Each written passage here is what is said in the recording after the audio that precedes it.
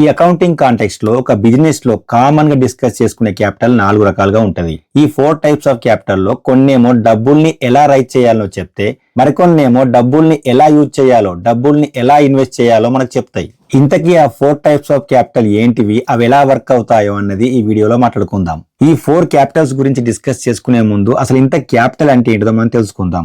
Capital అంటే assets, ఆస్తులు, లేకపోతే రీసోర్సెస్. సింపుల్ గా మనందరికీ అర్థమయ్యే భాషలో చెప్పాలంటే క్యాపిటల్ అంటే డబ్బులు, మనీ. మరి ఒక కంపెనీ క్యాపిటల్ ని ఎందుకు వాడుతుంది? అది కంపెనీ అయినా సరే, మనలాంటి మనిషి అయినా సరే డబ్బుల్ని ఎందుకు వాడతాం? ఏదైనా నచ్చిన వస్తువుని లేకపోతే సర్వీస్ ని కొనుక్కోవడానికి, లేదా ఏదైనా అసెట్ లో ఆ డబ్బుల్ని ఇన్వెస్ట్ చేసి మంచి వెల్త్ ని క్రియేట్ చేయడానికి మన దగ్గర ఉన్న డబ్బుల్ని వాడతాం.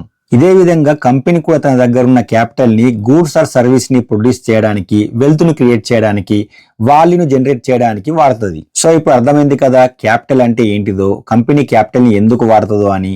ఇప్పుడు మనం 4 టైప్స్ ఆఫ్ క్యాపిటల్ గురించి మాట్లాడుకుందాం. ఇందులో first the fixed capital. Fixed capital అంటే సింపుల్ గా ఫిక్స్డ్ అసెట్స్, అంటే కంపెనీ ప్రొడక్షన్ లో యూజ్ చేసే లాంగ్ టర్మ్ అసెట్స్ నే మనం ఫిక్స్డ్ క్యాపిటల్ అంటాం. లాంగ్ టర్మ్ అసెట్స్ అంటే మీ అందరికీ తెలిసే ఉంటది.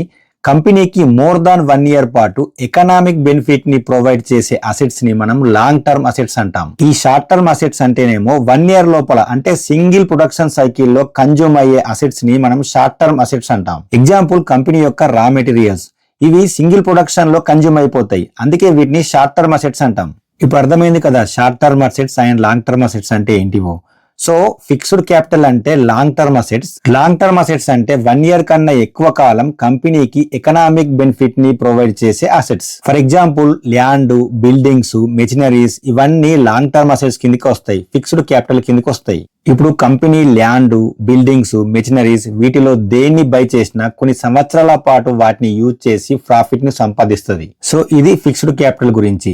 Second the working capital. Company day to day business operations కోసం వాడే క్యాపిటల్ ని వర్కింగ్ క్యాపిటల్ అంటాం. కంపెనీ దగ్గర ఉన్న కరెంట్ అసెట్స్ నుంచి వెళ్ళి కరెంట్ లయబిలిటీస్ ని మైనస్ చేస్తే వచ్చేదే వర్కింగ్ క్యాపిటల్. అంటే 1 ఇయర్ లోపల డబ్బు వచ్చే అసెట్స్ నుంచి వెళ్ళి 1 ఇయర్ లోపల పే చేసే లయబిలిటీస్ ని మైనస్ చేస్తే మనకు వర్కింగ్ క్యాపిటల్ వస్తుంది. సింపుల్ గా మనకు అర్థమయ్యే భాషలో చెప్పాలంటే కంపెనీ దగ్గర ఉన్న ఇన్వెంటరీ, అంటే కంపెనీ దగ్గర ఉన్న స్టాక్, ప్లస్ కంపెనీకి రావాల్సిన రిసీవబుల్స్, అంటే కంపెనీ వస్తువులను అమ్మి ఆ వస్తువుల ద్వారా రావాల్సిన డబ్బులు. ఈ రెండిట్లోంచి కంపెనీ యొక్క పేయబుల్స్ ని మైనస్ చేస్తే, అంటే కంపెనీ రా మెటీరియల్స్ కు పే చేయాల్సిన డబ్బుల్ని మైనస్ చేస్తే మనకు వర్కింగ్ క్యాపిటల్ వస్తుంది. ఫస్ట్ చెప్పుకున్న ఫిక్స్డ్ క్యాపిటల్ లో కంపెనీ డబ్బుల్ని ఎక్కడ ఇన్వెస్ట్ చేసి ఆ ఫిక్స్డ్ అసెట్స్ ద్వారా లాంగ్ టర్మ్ లోపల కంపెనీ ఎలా ప్రాఫిట్ ని సంపాదించాలనో చెప్తే, ఇప్పుడు చెప్పుకున్న వర్కింగ్ క్యాపిటల్ అన్నది కంపెనీ యొక్క day to day business operations ని తెలుపుతుంది. అంటే కంపెనీ దగ్గర ఎంత అమ్ముడు పోని స్టాక్ ఉంది, కంపెనీకి ఎన్ని డబ్బులు రావాల్సి ఉన్నదో అన్న విషయాన్ని చెప్తుంది. థర్డ్